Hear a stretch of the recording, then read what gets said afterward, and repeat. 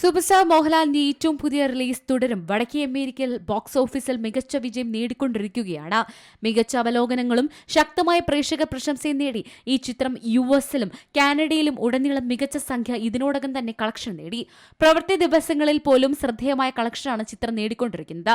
മലയാള സിനിമകൾക്ക് ഒരു അപൂർവ വിജയമാണിത്. ഏറ്റവും പുതിയ ബോക്സ് ഓഫീസ് അപ്ഡേറ്റ് പ്രകാരം വടക്കേ അമേരിക്കയിലെ 136 ലൊക്കേഷനുകളിൽ നിന്ന് ആദ്യ തിങ്കളാഴ്ച തന്നെ മികച്ച കളക്ഷനാണ് ചിത്രം നേടിയത്.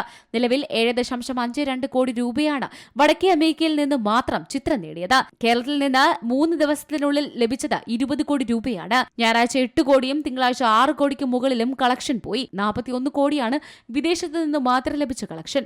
റെസ്റ്റ് ഓഫ് ഇന്ത്യ 7 കോടിയും നേടി. തുടരും ബോക്സ് ഓഫീസിൽ വൺ കളക്ഷനിലേക്ക് കുതിക്കുകയാണ്.